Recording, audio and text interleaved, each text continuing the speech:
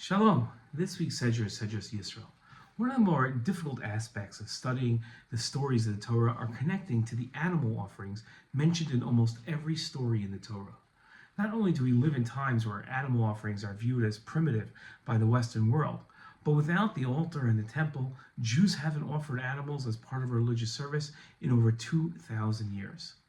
The average Torah student might connect with Avram's gracious hospitality, Yitzchak's scholarship, and Yaakov's piety, but they find it challenging to relate to the notion that when Jewish leaders' stories reach their crescendo, they will celebrate their moment with an animal offering. In this week's Torah portion, we learn of Moshe's Gentile father-in-law Yisro and his offerings to God. We learn Yisro, priest of Midian, Moshe's father-in-law, heard all that God had done for Moshe and for Israel, God's people, and how God had brought Israel out from Egypt. He sent word to Moshe, "I, your father-in-law Yisro, am coming to you with your wife and her 2 sons." Moshe then recounted to his father-in-law everything that God had done to Pharaoh and to the Egyptians for Israel's sake, all the hardships that had befallen them on the way, and how God had delivered them. Yisro rejoiced over all the kindness that God had shown Israel when delivering them from the Egyptians. Yisro, Moshe's father-in-law, brought a burnt offering and sacrifices for God, and Aaron came with all the elders of Israel to partake of the meal before God with Moses' father-in-law.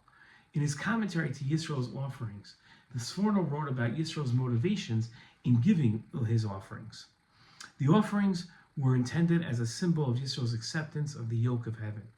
A similar symbolic acceptance is found in the Book of Kings, when the general Naaman undertook to never again offer such sacrifices to any deities other than God in heaven.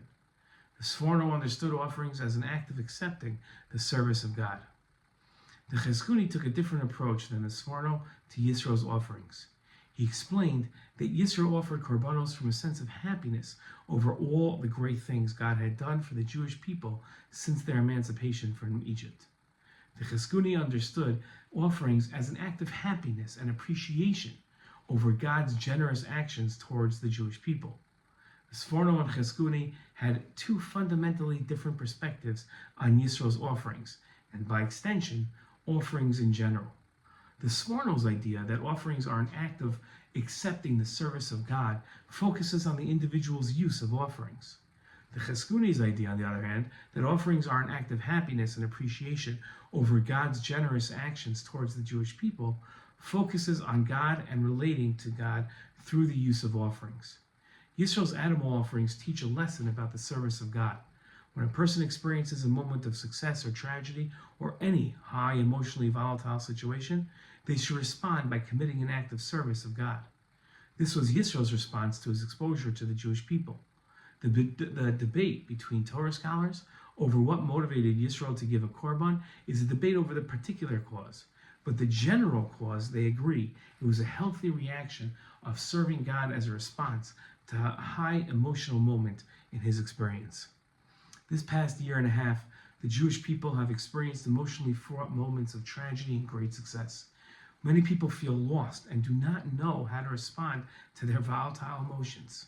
The lesson of Yisro's offerings in this week's Torah portion is that the response to highly volatile emotional moments is to transform those emotions to the service of God.